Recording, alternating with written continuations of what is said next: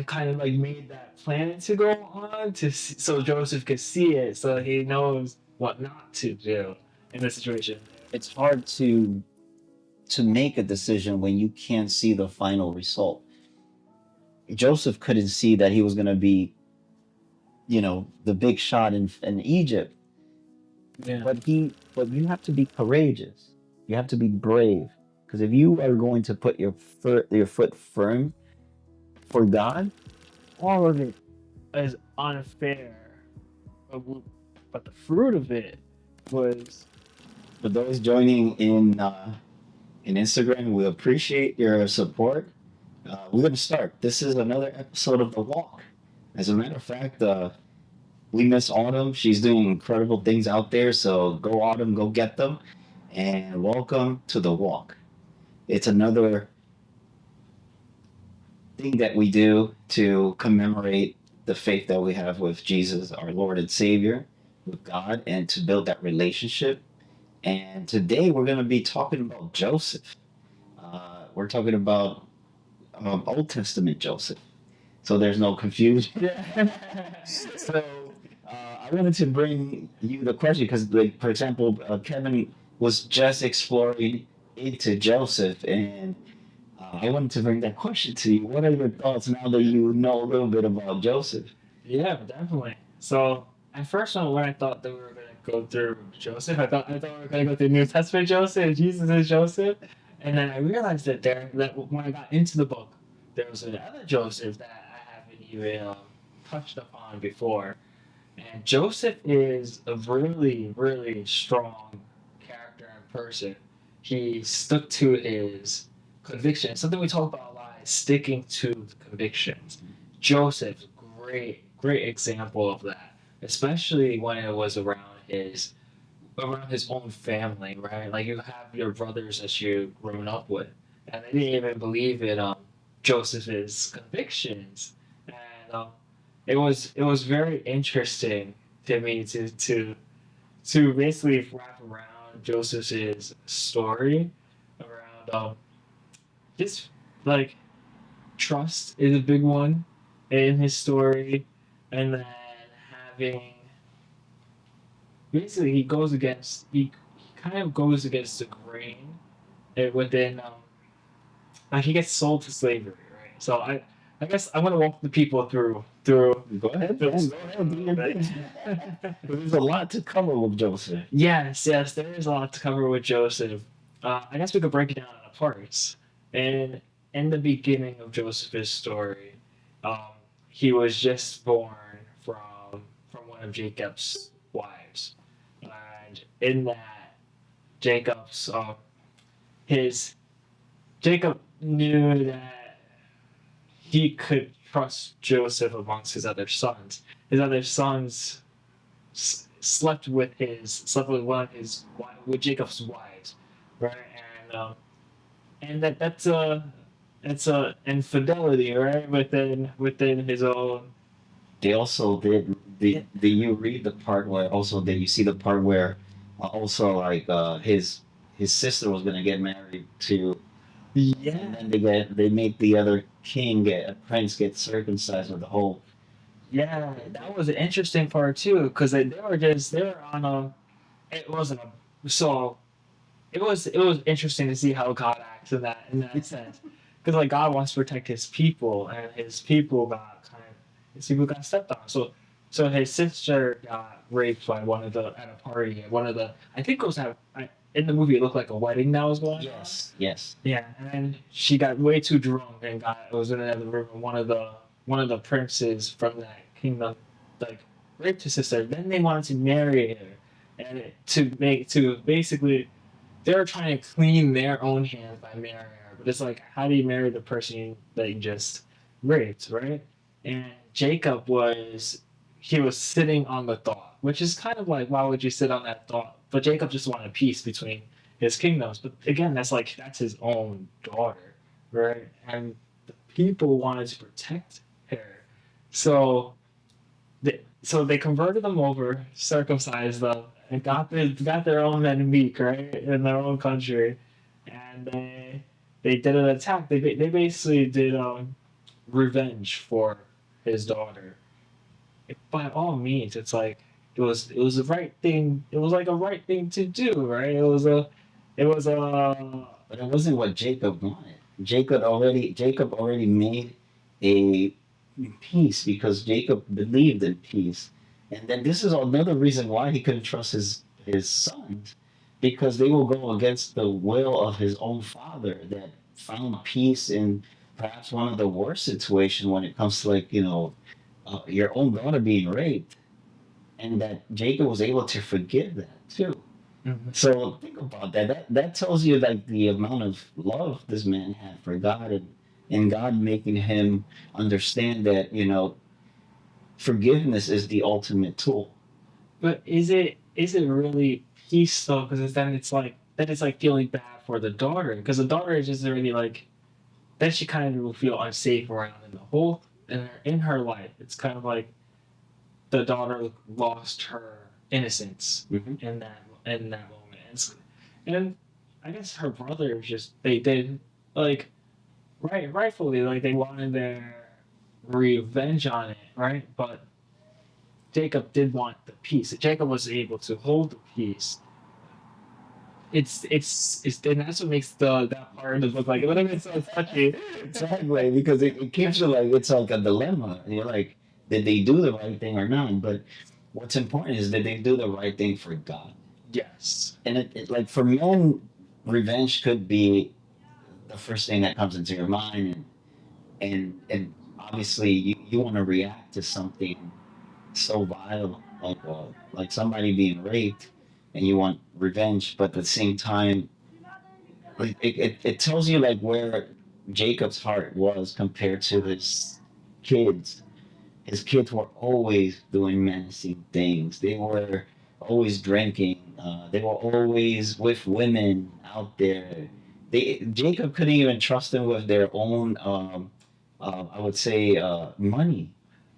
So it's incredible to see, like, the mistrust that these kids, his kids, had with Jacob. But more interesting is also the fact that it shows us what it means to honor your parents, Mhm. because it gives you an example of what you shouldn't be doing to not honor your parents. And honoring your parents is a big thing in Joseph's story. Yeah. Yeah. What are your thoughts, Chris? On honoring parent.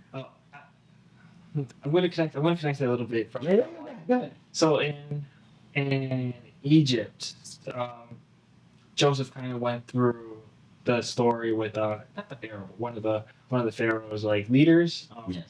So one of the pharaoh's leaders was trying to sleep with Joseph, and Joseph did not sleep with her. So and then Joseph was straight to it, and then the mistress tried to behead Joseph because he wasn't sleeping with her, and Joseph already knew the. So basically, the mistress tried to say that Joseph raped her, Hmm. and Joseph kind of like knew the abomination of rape, and it kind of brings it down to like, is that from God's will, right? So it's like that. That's a very good point of view, because remember, Joseph was small when his sister got raped too.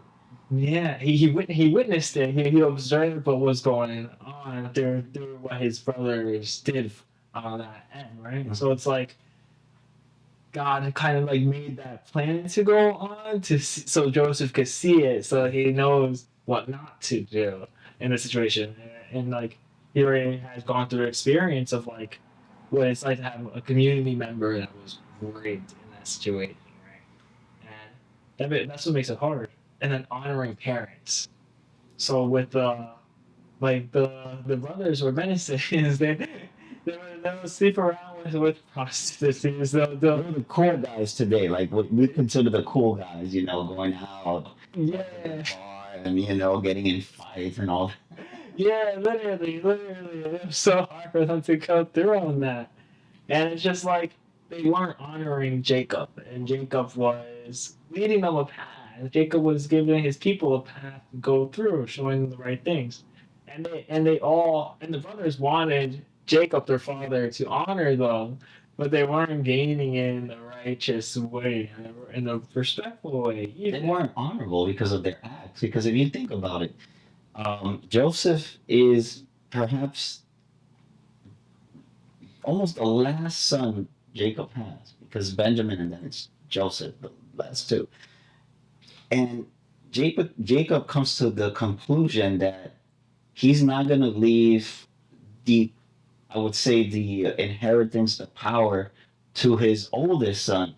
He's going to give that to Joseph, because Joseph is not only trustworthy, but he's a man that fears God, and he sees that, and this creates so much envy. Why? Because Joseph was, I would say, besides being a righteous man, but he knew how to honor his father, and he loved his father, and he showed it every day by being truthful to him, by not being a burden to him, by making the light of his father, like the ways of his father lighter, instead of giving him more problems. His siblings, on the other hand, were always giving him problems, except Benjamin. And also there's something that I want to hear a point of view of this, because there's something interesting Jacob says. Jacob says, your brothers think I love you more because I spend more time. And he says, perhaps because I'm older now. So there's a maturity to it. He understands the importance of that one-on-one with a son. And he also highly educates Joseph. He teaches him how to read math. Like, he teaches him a lot of things. And as supposed to when he was younger, he was still walking towards the promised land. And these kids were more in, I guess, in that adventure with Jacob, where Jacob was more of they didn't have that quality time that he had when he was older. And they were in the wilderness, always walking around, finding their place. What are your thoughts about that? Yeah, that does have a big impact on how you go through. I guess like Jacob being in his younger years, growing with the oldest sons, right? With the trying to raise the sons while walking through the deserts. It's like he had to manage a lot of responsibilities, and it's hard to get like the it's I guess you're I guess you're walking through with one son, and then with the other son, you're kind of you're walking through, but it's more detailed in a sense. Like when Jacob walks through with the oldest son, like going through from place to place, it's kind of just like, hey, we just have to go over here to this place to this place. It's kind of like you just gotta get you just gotta get through this experience without the explanation of the whys. Mm-hmm. And then with Joseph, it was Jacob was allowed to, because he's getting older. I guess he recognizes his own mortality. Speculation, right? Yeah. So, I'm guessing that he's recognizing his own mortality, and he wants to spread the message down to Joseph, because Joseph could lead the message to the camp, and the camp could go follow through just to the promise, right? And his oldest, like spending time with Joseph for Joseph to understand what Jacob was talking about. He would need to give him that one-on-one interactions. Like, he'll probably have to give him more time. It's also weird too, because it's like when you have your sons that are already grown, they have responsibilities in the camp that they could take care of, like, which gives more leeway for Jacob to have more free time to spend on other areas. Like Jacob, like with his sons of like 8 sons, right? He had a lot of sons.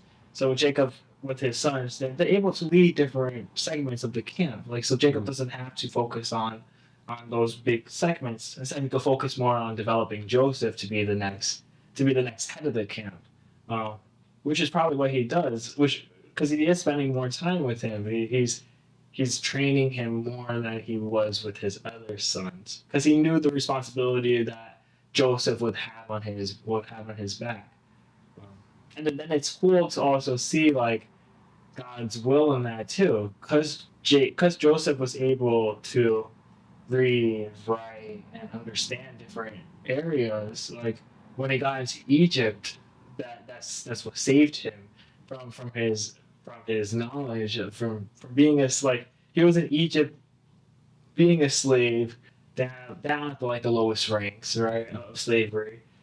Then having the ability to read like to read basically a map of like how to build something gave him uh, an edge up into the slavery area, and then having the ability to even lead and delegate, becoming like one of the prison heads into it.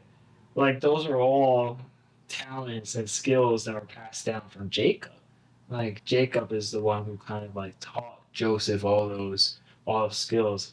Like even goes down to the simplest skill of like sacrificing. Choose how do you choose a lamb? That's interesting because Joseph definitely learns administration with his father.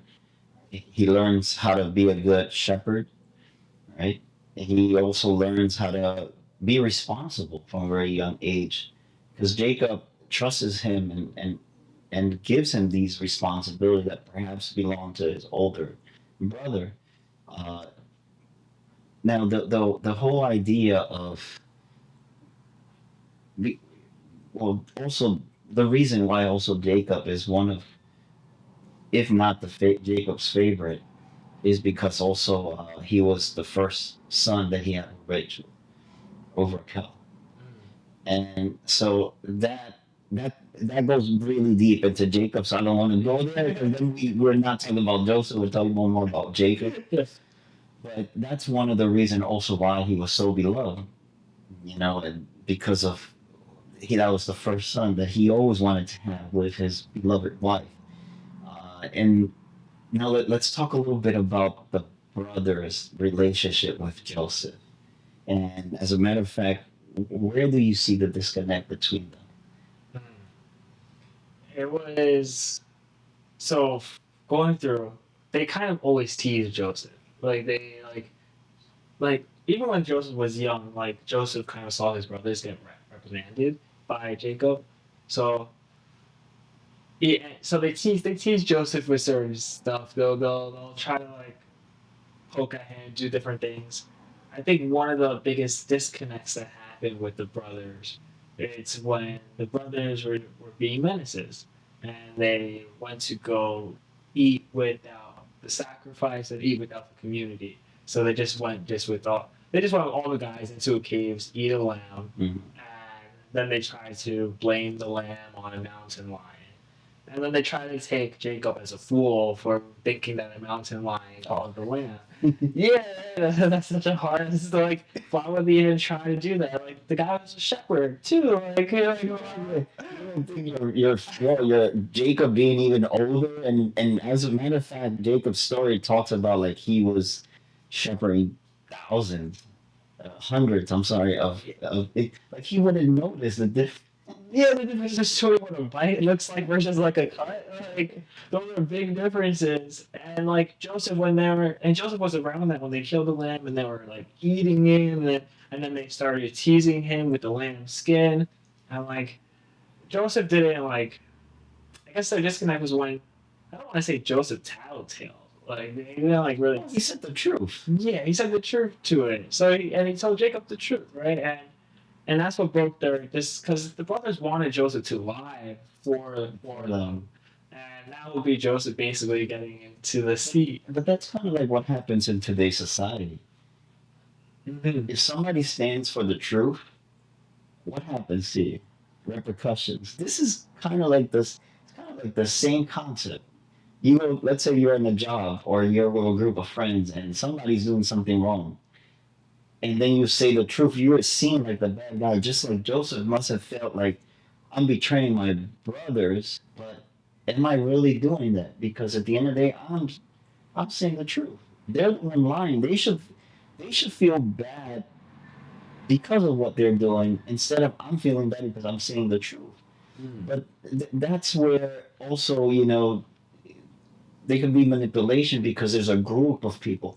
This is why Joseph is a strong man of conviction, Yeah. because he doesn't allow the fact that the truth is always going to weigh out the lie, and he stood for that. And I'm actually love Joseph because of that, because he not only did it for himself, he didn't do it just for the truth or his father. He did it for God. He was a man that understood that God requires being truthful and being transparent. And this is why I believe he was so favored later on, because let's go into you're going into that realm where they start to be a little envious about his brother, because now he starts having those dreams. Mm-hmm. Right? And then in the dreams, what happened? He's telling them, "I'm going to be even above my father." Because even Jacob said, "Oh, so should I bow down to you as well, or are you bigger than the sun?" What are your thoughts about that? I know when God speaks and he speaks through dreams, it's the interpreter. Jacob couldn't interpret it, and it's Yes. like the other people just didn't see it because they didn't see how Jacob could be that, Mm. right? They didn't want him to be that, and they were like, how could he ever be it, right? So and God works in mysterious ways. Uh, and Could Jacob, you ever picture Joseph being this kid to becoming like the right hand of Pharaoh? Like, yeah, I, right. There's it's so impossible. yeah, it really is impossible because he's in the camp or something with the Canaanites, and it's like Yeah. they're outside of the city, and they're kind of just like they're nomading in outside of the city. There's no like they're not in any political positions Mm. to have that bow down in an area to. What are your thoughts about like when they wanted to even kill his brother before selling him? Oh, that was crazy. That was crazy. I think that was like, when we talk about when we reference the devil whispering in ears Mhm. a lot of times in this. So I think the devil whispered in wasn't the oldest son. It was like one of the middle sons. I think it's Simeon. Simeon. Yeah. So he like kind of just like got into Simeon's. He got into Simeon. And Simeon was like, "Oh, let's just kill him. We'll end his life, and then we won't ever have to deal with him ever again." And I was just like really envy and hatred on Joseph, and they hated him for no reason because he was loved by the father differently than they were loved by the father, and they didn't like it. And they also knew that Joseph was going to be the next in line Yes. after. Above all of them. Yeah, above all of them, and they're all born before him, so it's like, but to them they don't understand how because in that in that older not older in that generation it was more like the first son gets the next in line. It's not like it doesn't go out of that order. But then Jacob was like, no, Joseph is gonna go into it because I can't trust anything maybe you guys are doing. But they did it to themselves too. You know, like think about it. Like Joseph must have been not even 18, Yeah. and think about the like you can trust somebody that's a minor compared to grown adults. That says a lot about your own behavior. You know, and you know that.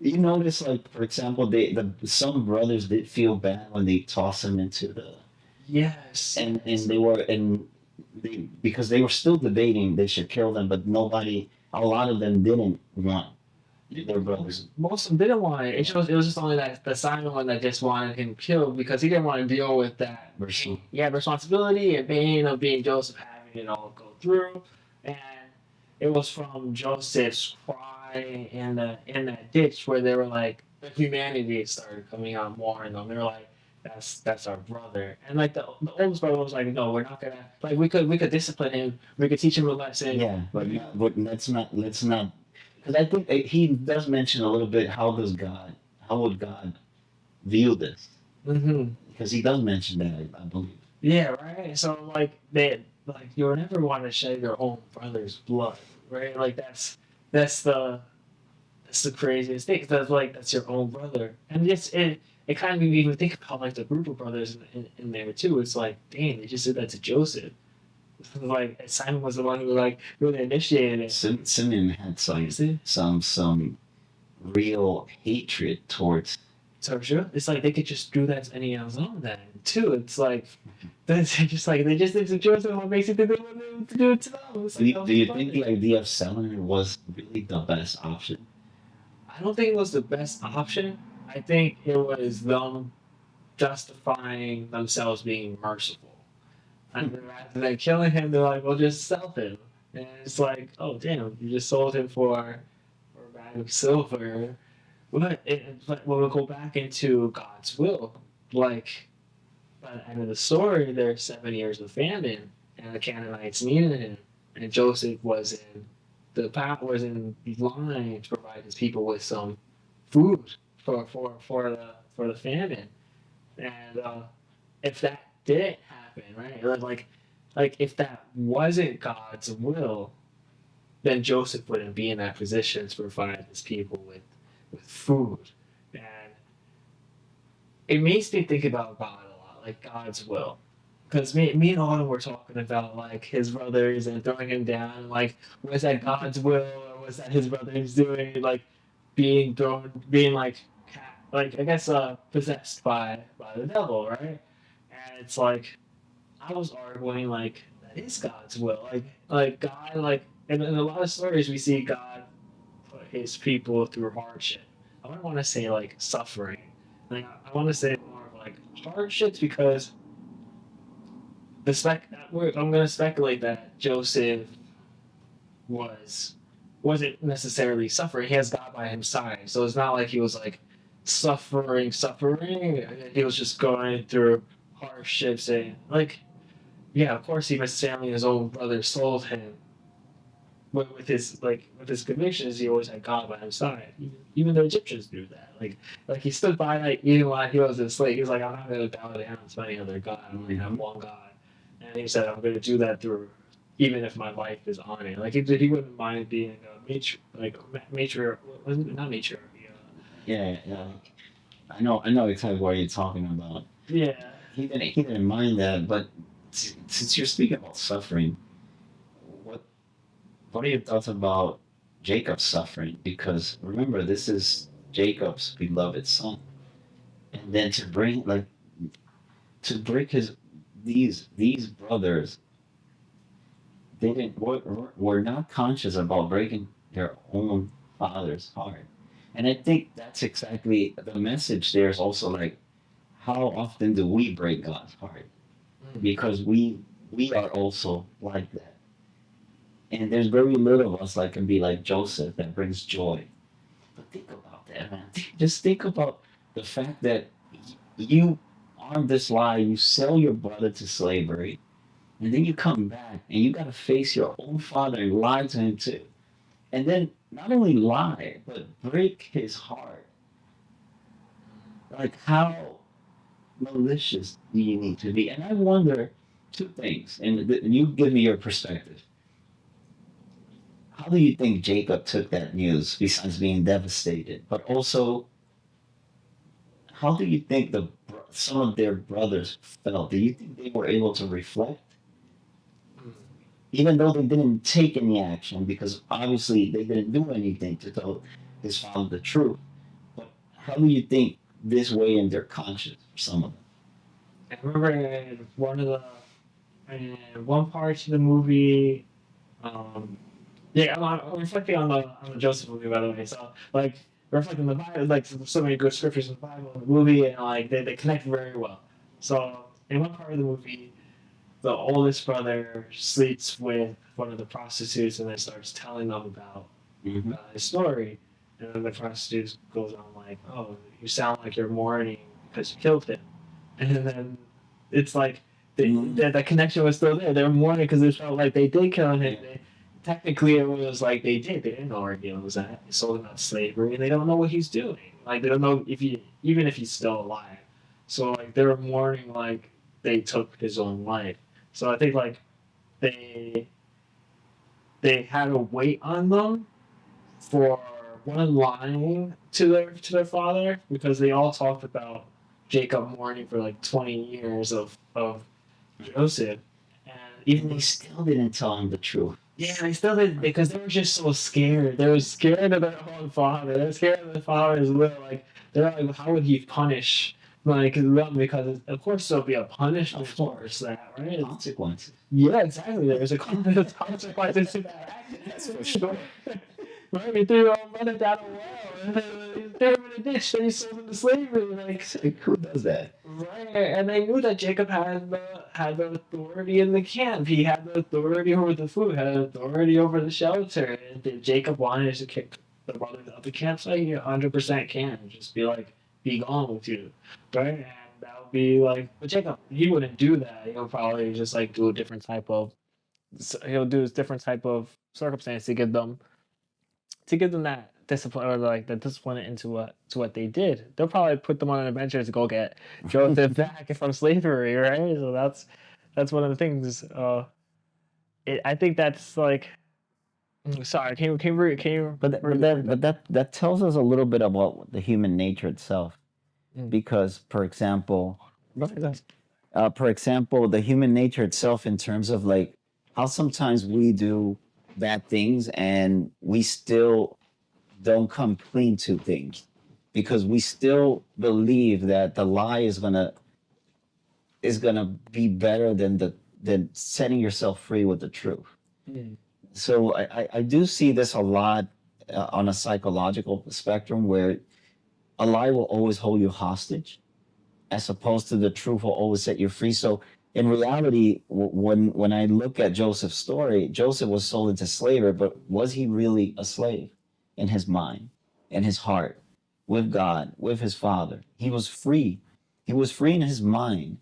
And yes, he did endure suffering because I'm pretty sure that being a slave when you were physically free Mm.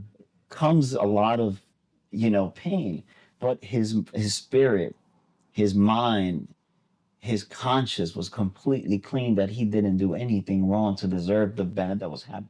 On the other hand, the brothers were free, physically free, but they were probably a slave to their conscience. Mm. They were held hostage every day, looking at their father's pain, looking at the fact that they they couldn't be truthful to themselves first, to be truthful to their father, and for that even truthful to God. So to me, it's like, where do you draw the line? And this happens a lot, and this is where I always talk about stand for your convictions, because your convictions will always set you free. If you don't stand for what you really believe, what happens is you will be like the brothers. You won't be like Joseph.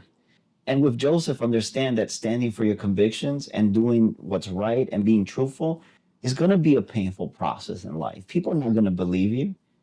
People are going to tell you, I'm not going to open doors because it's not a popular decision.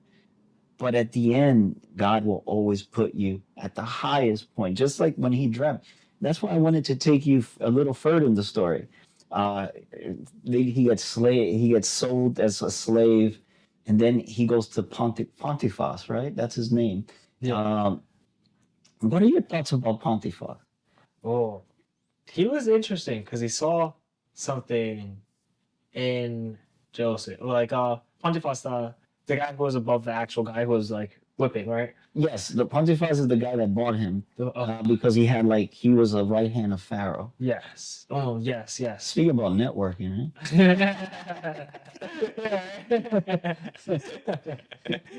So, but Pontifex is interesting because when he saw Joseph, he kind of like saw something like new in him. Like he saw, well, one, like Joseph really stood by his conviction. He saw like even as a slave, Joseph still stood by his God, and he would put his life for his God. And like that's like one of the convictions they probably haven't seen from a slave, because like a lot of slaves were probably just obedient. Like, and they were like just really they were probably obedient on all realms. Meanwhile, Joseph wasn't obedient on that prayer realm. Like he was obedient on the other realms, right? but when it comes to his God, he wasn't obedient on worshiping the Pharaoh's God.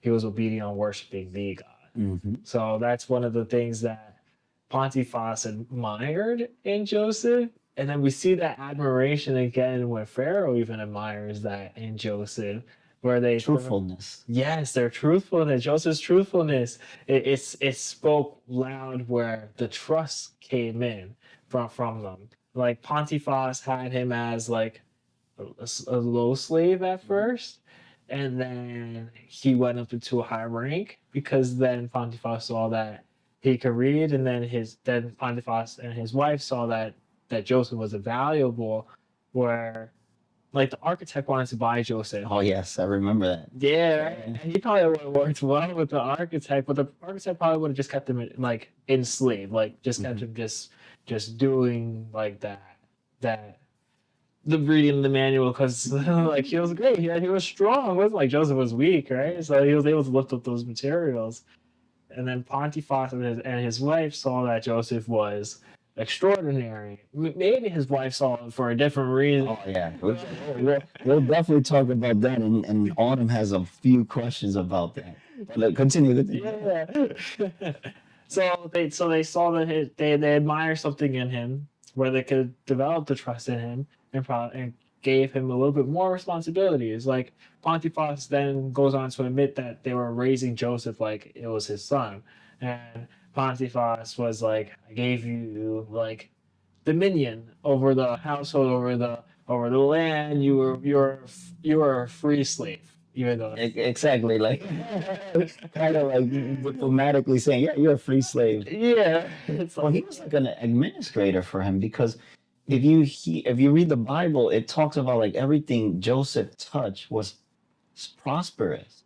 Like he never had so much prosperity, and I believe that's what this is how much God loved all of us, especially Joseph, is the fact that everything he touched was blessed. Mhm. Everything, he went to, like, for example, the what was it, the garden that he had, everything was like perfect. He was making so much money out of it. So I think Pontifex started to see how powerful God was by just using somebody as small as a slave, because to his eyes at the beginning he was just a slave. And I believe it started to develop into a friendship, because at the end, like, when, and we'll get to that part when his wife accuses Joseph of being a rapist. What does Pontifex does? He goes through the interviews with Joseph. He asks him questions, and he And trusts him. but again, he's a slave. Slaves didn't get that privilege of like being asked questions. Yeah. Go ahead. I'll let you continue. It was very true too. Like even the mistress was like, "Who are they gonna believe? They're gonna believe me or you?" And they're like, "Oh, if he's the mistress, he's the wife of Pontifex, right?" There, everybody's like, "Oh, we're gonna believe in his wife. Why would we believe in a slave?" Like people thought slaves were just lower class. So it's Well, even the remember the guy that was controlling some of the Pontifex assets also had something against Joseph. Was always making things harder for him, and then suddenly he couldn't. He was limited about reading the blueprints and serving Pontifex better because of his ignorance. But Joseph was so kind-hearted that he he didn't resent this man. yeah. Like I believe Joseph throughout this whole journey was loved by God so much, and he probably felt that love that he was able, through his darkest moments, give that love back to people. Mm. And what amazes me is the fact that he looked at the opportunity to help this man in his suffering. Like this man was suffering, not knowing, and he went there and say, "Well, the very little that I have, I'm gonna give you everything that I know," and was able to like build a relationship. How often do we see that today, where somebody with a lot of knowledge, they want to sell their ideas and make it like a selling tool.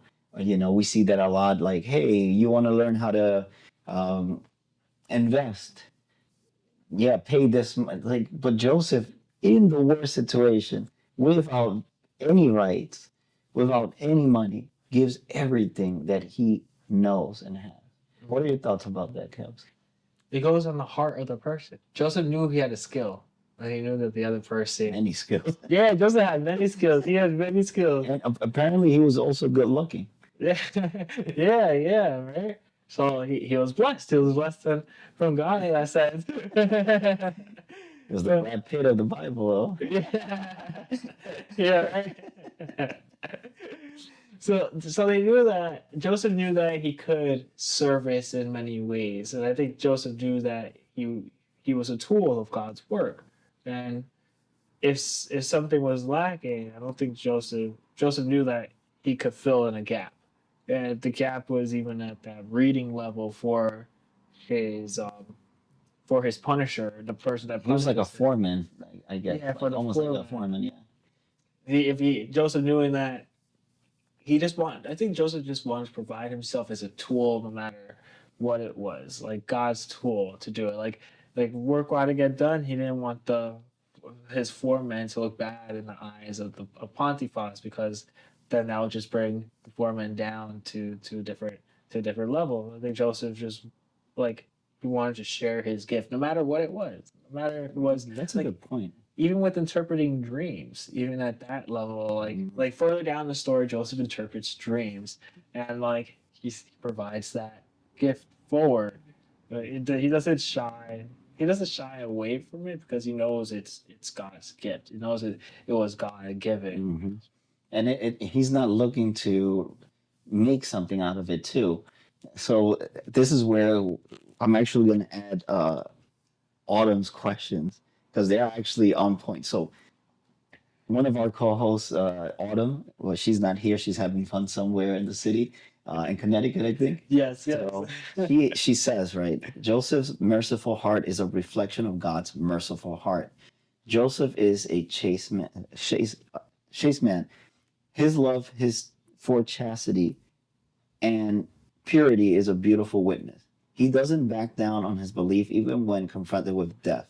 He speaks the truth so people listen. So she has this question for us. What steers in your hearts regarding forgiveness? That's a very good question. What steers our hearts in regarding forgiveness? Great question. God's grace. I think God's grace is what steers the heart in regarding forgiveness. It's like, would God forgive you, right? Would God forgive that person? It's like, forgive. Would God forgive me if I did something wrong, right? And it's like, God will. Why wouldn't I forgive someone else if they did something wrong? And God has his mercy onto it. And even if you didn't do anything wrong and you know that God forgives and you were done wrong, forgive the person. Like forgiveness is it frees you from weight. It's like what if Joseph did hold on to all that anger and didn't help out the foreman? Mm-hmm.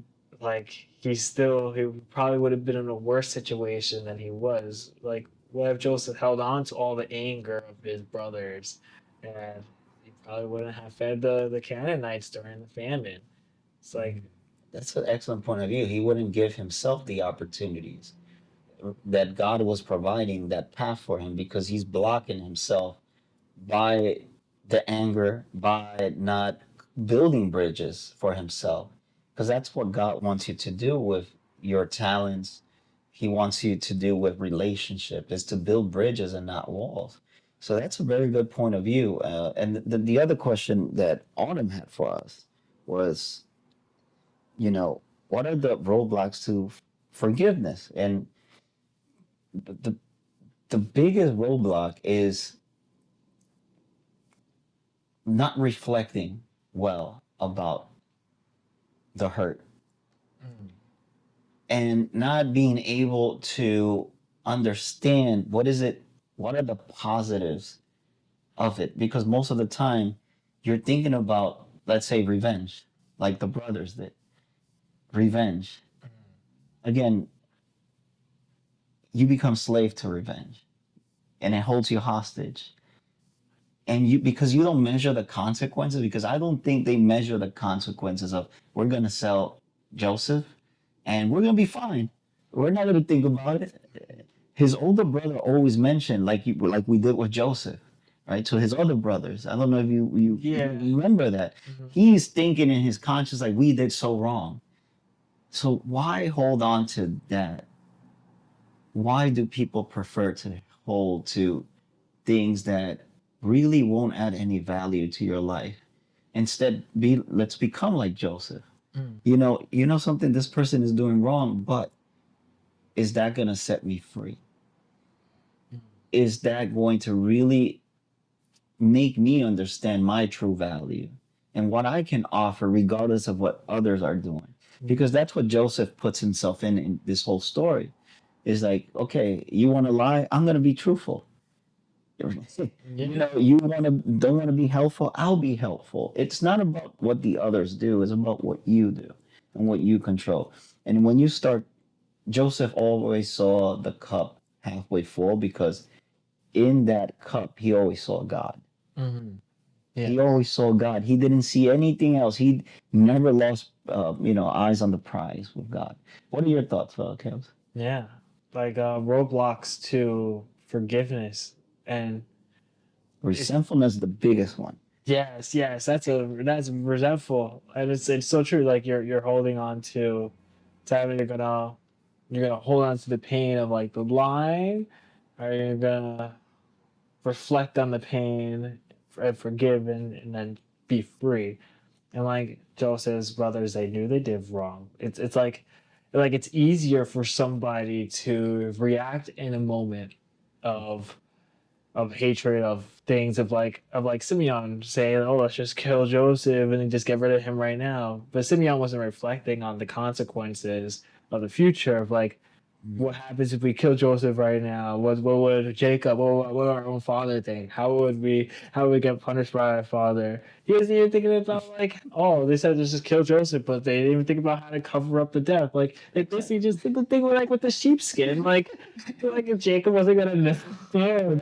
That's the thing, right? People seek revenge and not justice. Mhm. That's the difference. Yeah. That's where I see the difference between Joseph and his siblings. Mm. Joseph was always seeking justice. Like he was seeking truthfulness. His brothers were seeking, based on pride and ego, Revenge. revenge. Those characteristics lead into emotional uh, stances, just like resentfulness. Mm-hmm. It leads into that realm. So we see that on Joseph's story. So let's talk about him being tempted by Pontiphar wife, which in the Bible says she was very promiscuous Mm. and she was very beautiful. What are your thoughts about that? Because Joseph, I believe he says in the Bible, I am a man. I'm made out of, flesh and bones. So he is being tempted. What are your thoughts? Joseph had to fight through his own temptation, and that's hard too. And it's like if she's like you're a slave, she's a queen. The queen wants you, and it's Exactly. She's the authority. She's like Pontifar's like, left hand or right hand in this case. yeah, right. And that's hard for Joseph. Like he had to fight through his like if anything happened, like Potiphar's wife probably did that many times with like other And slaves. got away with it. Yeah, God, wait, wait. And she was like the first with Joseph, where Joseph was like, no, Joseph stood by his like he just knew that it wasn't right. Like when we think of the seven deadly sins, lust is in one of those heavy ones, and Joseph had to fight through lust. He had to fight through it, and it wasn't only like he was tempted once; he was tempted twice. Many times. Yeah, many times. He was in the household every day. So think about it. Mm-hmm. Yeah. And she was eyeing him like a cougar. Cougar alert, man. She was like, I'm in the jungle. She wanted Joseph so bad. But why the rejection was so vile to her that to accuse him of I rape? think I think the rejection was so vile. I think the rejection was so vile to her because he was a slave. And it's like, oh, I just got rejected by a slave. It's like one of the things is like anybody who gets rejected, they feel a little bit of pain, and it's like you build up your rejection proof. There's a book on building rejection proofs. It's like you purposely put yourself in situations where you're gonna get rejected, just so you know what it's like, and so you can get like past that rejection point and go into like anything you want.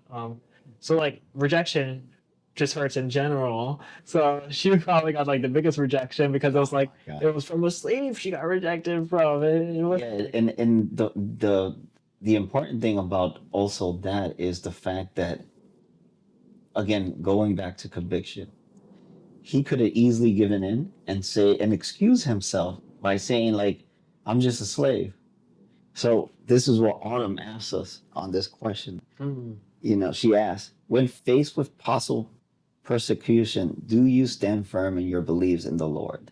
mm, That's a very good question because I always say when things are shaky, a lot of people throw themselves out of the boat mm. because they can't withstand It's persecution. the persecution. And I can understand that you could be fearful. I can understand that you could think, oh my God, where's my future gonna go? But that's where you make a decision. Where do you stand? Do you stand here on firm ground today, but the whole road is faulty? Or do you stand here in a road that doesn't seem so safe, but you understand that the road is stable and full of safetiness in the end? And I believe that it's hard to make a decision when you can't see the final result. Joseph couldn't see that he was going to be, the big shot in Egypt, Yeah. but because he couldn't see that, he still didn't allow to wrestle with his conviction of giving into, temptation. So I admire Joseph for understanding that even though he couldn't see the bigger picture, he wanted to stand in the path of the bigger picture. And how many of us do that when like we're at work and we see something, we see leaders that are a little higher than us, and they're out there, doing the wrong thing, and we just stay quiet. Mm. Yeah, yeah. A lot of people like just they want to stand with the conviction because you're gonna get prosecuted when you stand when you go against what the leader is doing or what the leader is saying to do.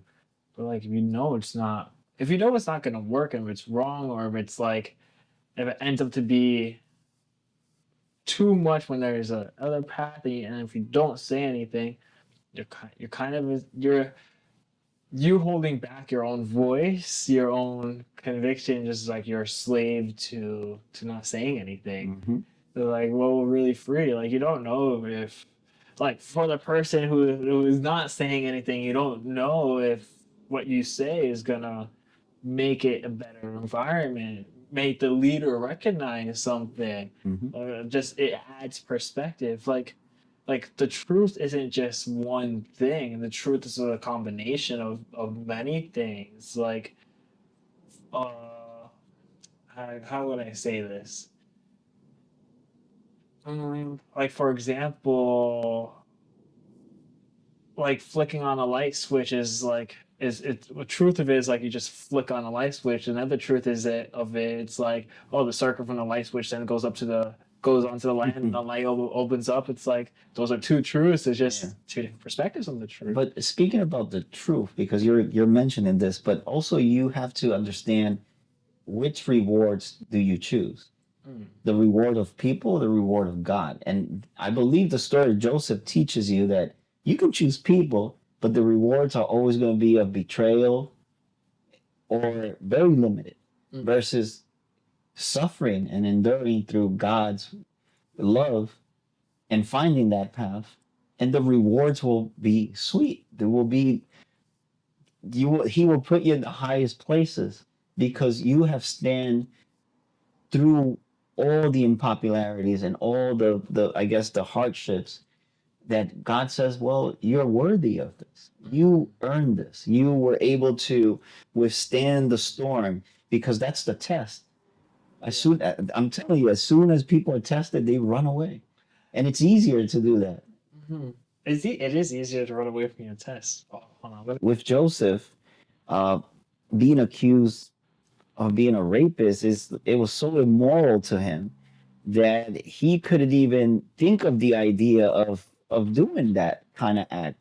And this is where I also start to understand why it's so important that your friends also your true friends really believe in you as well. Because if not, Joseph would have been killed. And Pontiphar asked him, and because he couldn't protect him based on the laws of Egypt, you know, he had to send him to prison. But he didn't forget about him. Mhm. He puts him in a position of like, okay, you are here, but it's not fair to you, but I have to do it. So Pontiphar didn't really stand on the conviction of knowing that Joseph wasn't was innocent, was Mhm. innocent, but he chose. I'm not gonna say he wasn't a good friend, but he chose the popular decision versus what was justice. Mhm. And this brings me to the next question: how often do you sacrifice friendship with the Lord, like the brothers, for fear of being persecuted? How how often do you choose friendship over with the Lord, like Joseph, in spite of the world and mockery? Mm. Think I would choose.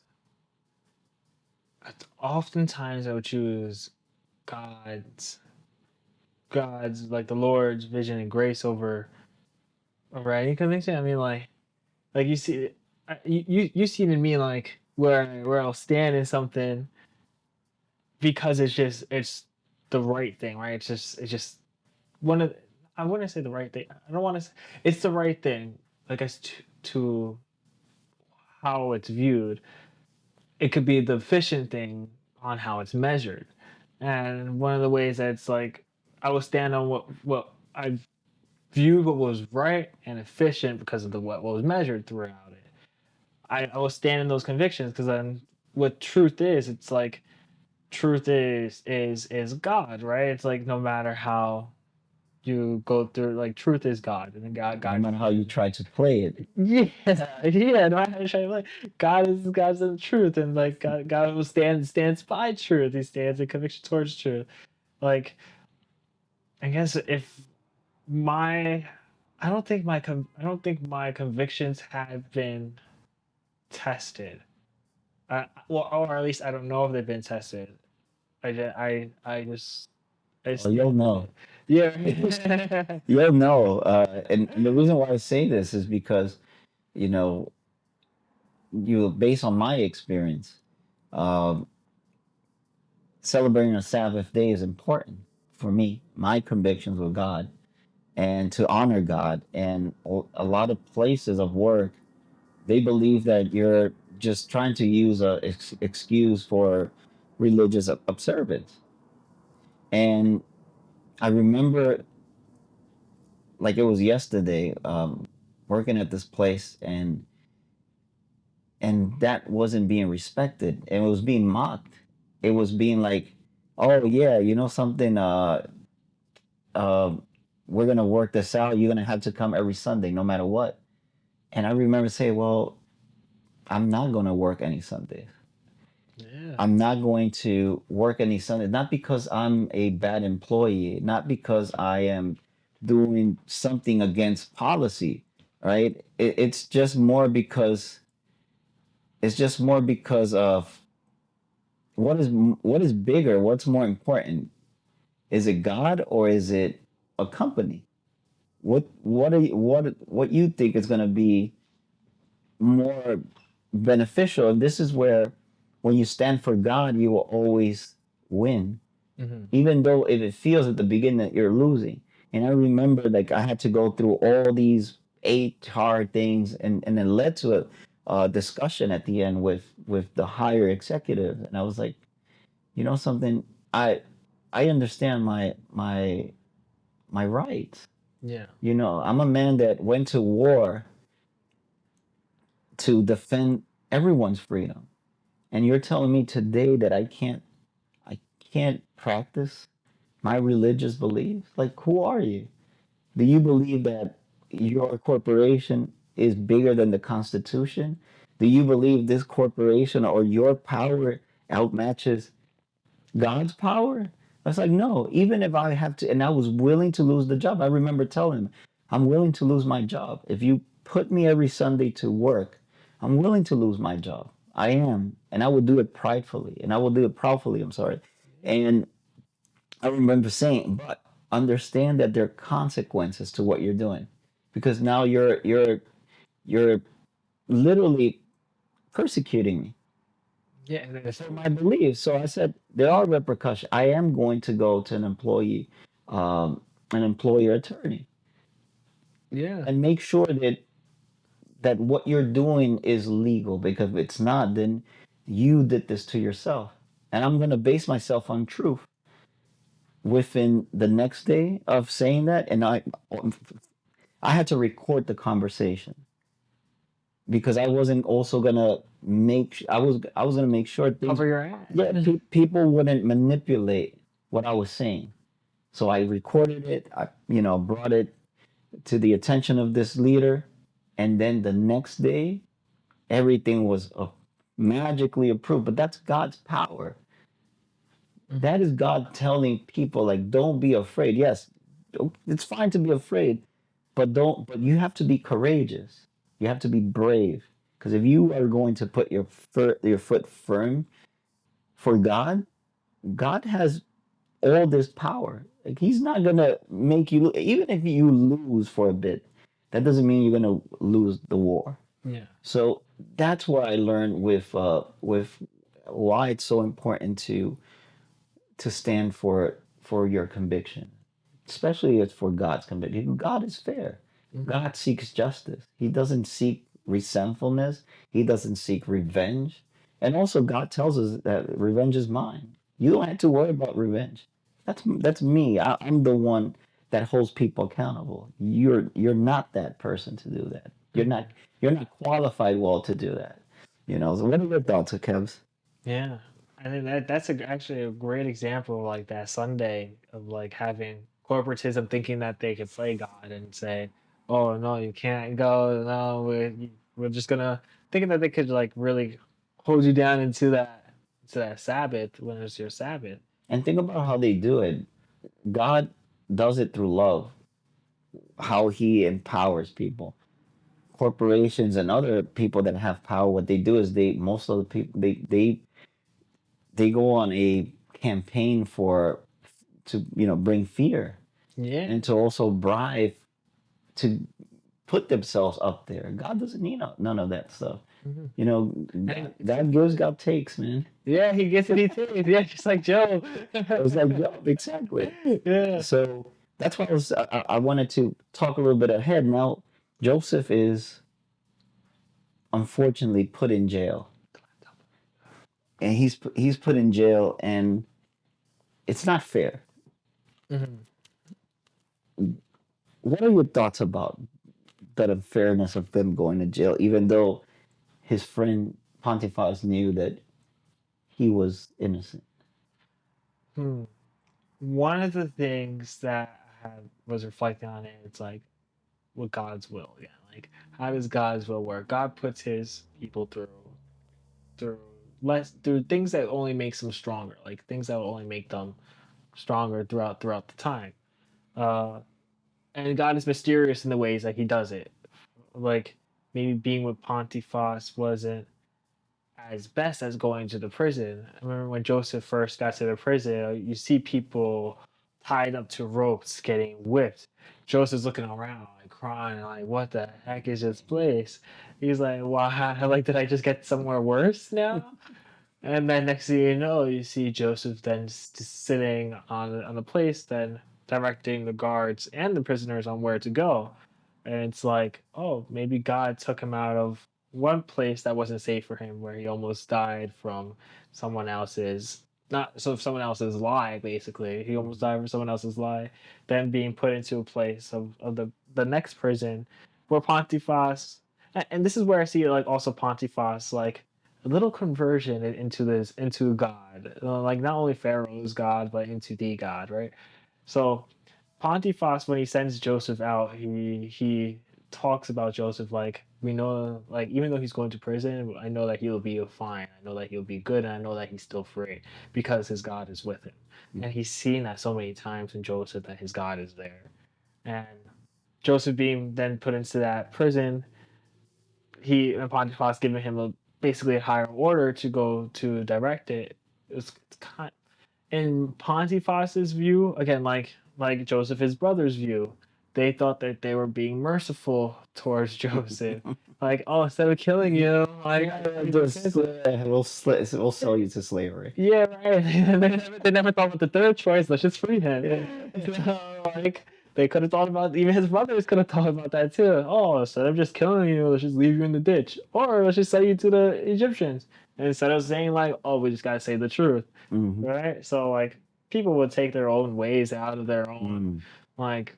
But that's a good They, point of view, Kevin, because people believe that not making a choice is not a choice. As a matter of fact, when you don't make a choice, it's a choice. mhm, You're making perhaps the wrong choice, like everyone that says they're making it. By remaining silent to justice, you are part of the problem. That's what also this is teaching us. yeah, Pontifex knew the truth. And although he tried to make things a little more comfortable for Joseph, but he was part of the problem as well. He if it was on Pontifex' power, Joseph would have never been free yeah, because he will always dance with God and the devil in the aspect of like, oh, my status, my position, mm, my wife, but he never looked at justice, God, love, mercy, yeah. right? And he was blinded by his status quo than anything else. Yes, yes. A little bit of his justice opened up when talking to Joseph, like like just a little bit of it, right? Because they were becoming there. They built a relationship together, Mhm. and that's where. He was trusted. You gotta remember, Mhm. no matter what, Pontifex trusted Joseph. But Yes. also, Joseph was a trustworthy man. Hmm. And in the jail, this is the only time you hear Joseph lament. He's not complaining. There's a big difference between complaining and lamenting. Right? Complainers, we did the example of the Israelites, the 40 years in the desert, which their behavior led from 2 weeks of being in the desert to 40 years because they complained. Lamenting, he's lamenting his pain. And he asks why, just like Job, later on in the Bible. But he asks why. Like he's enduring all this pain. He's suffering, but he's not upset at God. He's just going through that journey of pain, and he's taking it in as it is. Hmm. Because think about it, Joseph's journey, I believe, is over 20 years of suffering, of being a slave. Yeah. What are your thoughts about him finally lamenting that everything that has happened to him has been unfair? Like not seeing his father, not being with Benjamin.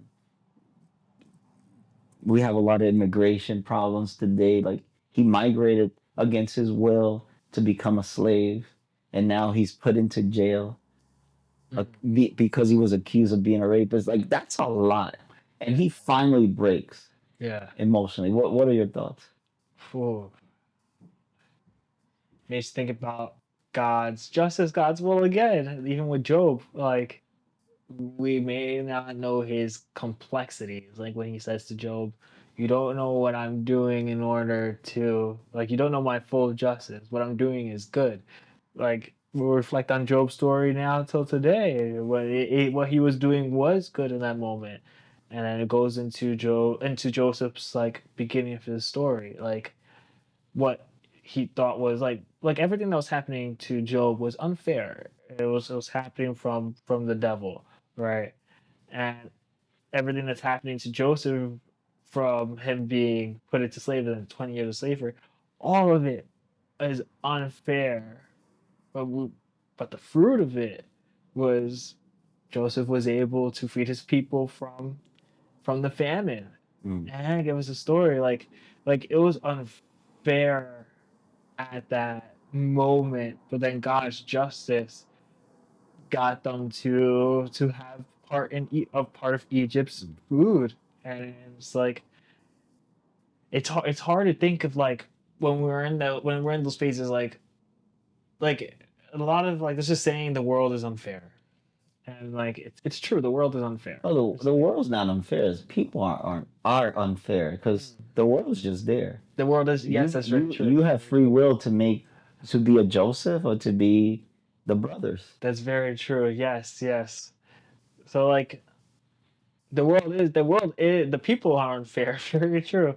The world is there. Just like how are the people moving it? And the what was done to Joseph was wrong. I mean, being thrown down. He was telling his brothers like when he went to go fetch after his brothers. He basically told his brothers like, "Hey, dinner is ready."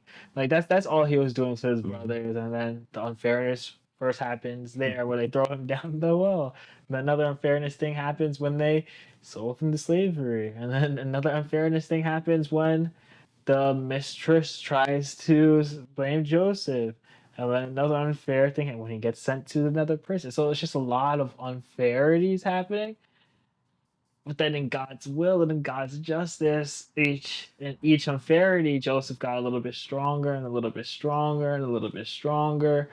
And it's so hard to say like, because God is complex. It's so hard to say like that it wasn't it like in our human form. It's not just. But also think, Kev, like for example, we complain about little things every day, Hmm.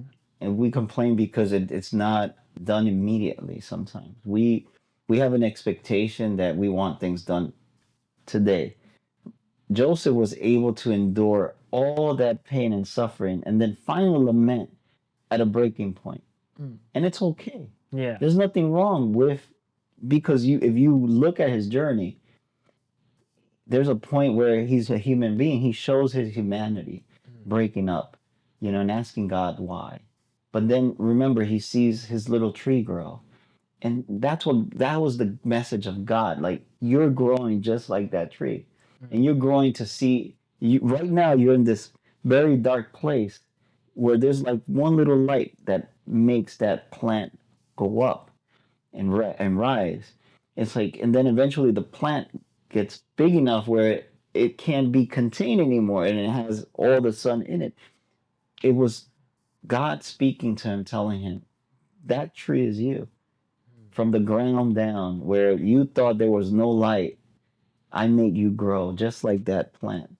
And this is also an observation of, you know, when we talk about the brothers and Joseph, it's a reflection of society, popularism, and people that are righteous, people that stand for what's fair and just, Mm. and for love. It's really what the message is all about. Like you're gonna find that every day, and they're gonna throw you in the well, and they're going to sell you for them to get another higher position, and they're going to throw you in the jail of oblivion, because that's where they want to quiet you down. So he finally, it's funny because in jail, that's where he finds his freedom, Mhm. right? Two men come that serve the Pharaoh, serve Pharaoh, which was I think the person in charge of the wine and the person in charge of the bread. What are your thoughts about those two characters? They're funny. It's like they get thrown into the jail and they still treat Joseph like they own Joseph, Yeah. and it's like the one with the bread. I think like he starts whipping him for no reason Hmm. because just for no, and then they want to utilize Joseph's like service, what God gave his service of saying they kept interpreted the dreams, and it's I think it's funny when they were down when they were going to interpret the dreams, like Joseph was interpreting it, and the first guy he had a great dream. 3 days, next thing you know, you're going to serve your wine back to Pharaoh, and then the other guy didn't have a so great dream, And Joseph, at first, he just said like, "I can't interpret that dream," Yeah. because he wanted to save him face. He's like, I can't give this guy his own fate before the fate comes." And then the guy presses Joseph and says, "No, you must interpret it. You better interpret it." It's like, are you sure you want to know? Yeah, and Joseph was like, "All right, then sure." Like, you're gonna die in 3 days, and not only like any death, you're gonna get hung by Pharaoh himself. Yep. And like Joseph, all he did was say the truth, right? Like, just interpret the dream, and then he gets punished, he gets slapped by that person, and then next thing you know, the foreman of the Pharaoh that comes in and sees it, and he's like, "Oh, Yep. It's funny because like you would think that what are the odds of these two individuals being put in jail at the same time? yeah, So again, goes back to what you were saying, God's will, but also God's opportunity to it's a test, like this guy was hitting him and he still served that guy well the same way he would serve the guy that treated him better. So mm, this is what also Joseph teaches us. mm, Like, yeah, your conviction about serving people and loving them doesn't have to do with what other people do. It's a conviction of yourself, because if you love yourself and you love God, you're gonna love those that are bad and good to you, because it's not a matter of what they do or actions they do. It's about your conviction of loving. mm, And I'm gonna bring this question Autumn has about us to us. It's she asks, can you share a Technicolor coat moment in your life? A moment where you felt God's love wrap around you, just like the tree we were talking about. ooh, hmm. Yeah, I have. I think I felt that moment before, where God's love was wrapped around. I mean, I was going through a hard time in family life. I was like, in the beginning years, I was going through a hard time in family life, and I was lamenting during that time. I was like, why is everything like this? Like, I wasn't saying like, curse you, God, but like, Yeah, I was like sitting in the park looking at the stars, and I was like, why is everything like this? Why is everything like this? And I was like, just crying a little bit in the beginning, and then it was so funny. I had a J, and it was great. And then in the park, I was just like really looking at the stars. And the next thing you know, I feel like this warmth, and it was cold. It was like freezing that day, and I feel this warmth, like this hug around me, and it was just like I knew things were just gonna be okay. I didn't know how they were gonna be okay. I just knew that it was gonna be all right. It's gonna be fine. Like there's ways to get through this. Don't know how yet, but it's gonna be fine, right? And God then went through with that, and then also when I met Autumn, I felt like that was like a big hug from God too. Like that was an that's amazing dope. hug. Yeah, because he was like he gave me one of like not only like the love of my life, but my best friend as well. Like she was like an amazing star during that time in my life where things were going so bad and they finally got into like a good rhythm, and then she was like a cherry on top. And that was like a big like I felt like that was like one of the ways where That's how you became Pharaoh's right hand. yeah, yeah, I saw that. It was like, wow, what a great gift. So I think to me it was during my PTSD stage where I was out for a whole year of work because I wasn't able to understand what was going on in my brain and understand what was going on emotionally in me. And during those dark times, I was very fearful and I couldn't function. Mm, And I really looked for God, and I held myself to Him. And every day that passed by, I was able to hold myself even stronger and stronger and stronger, to the point where every step that I was taking, I noticed He was next to me. And no matter how fearful I was, like give you a good example, I was fearful of going out, but then I was going out for a 10-mile run far. and I was fearful. My heart would pound. But God gave me the bravery, the courageousness to go. And I was having panic attacks as I was running, but I kept going because I understood, like, if I look back, then where's my faith? And also, if I go back, this is always going to get the best out of me. If I have God, I got to trust the process with God. It took over a year to get better, but it was worth it. And those darkest moments was actually the most blessed I've been in my life. It's also transforming to being somebody more humble. And I think that's what happens with Joseph. Although Joseph was already humble, but I believe it really shaped him to become a really good leader and prepared to administer something bigger than him. Because now we go into Pharaoh's dream. Now Joseph is interpreting Pharaoh's dream because he has nightmares, and nobody can interpret his dreams because he doesn't even want to reveal the dream itself. Like, They're gonna get beheaded. exactly. And so everyone is a coward. Nobody wants to step in, and they're like, "Oh, Yeah. What are your thoughts about when Pharaoh tells him his dream and trusts him, trust somebody that is not even a slave anymore? He's below being a slave. Hmm. He's an inmate. Inmate. I'm sorry. Yeah, Think yeah. about that. He's a slave inmate. Hmm. That's like the lowest of the lowest. You know what I think helped him in that relationship with Pharaoh was that he was able to interpret the winemaker's dream, and that he was also a friend of the foreman. So I think like that really gave Joseph a little bit of assist with I guess with his first image of like how Pharaoh were to perceive him, because like I remember in the movie at least, right? They were the foreman and the winemaker. They were both going back and forth and like, well, should we tell Pharaoh that we know somebody to interpret the Pause, dream? right? Yeah, Potiphar going back and forth like, should we tell him that we have Joseph? He can interpret dreams.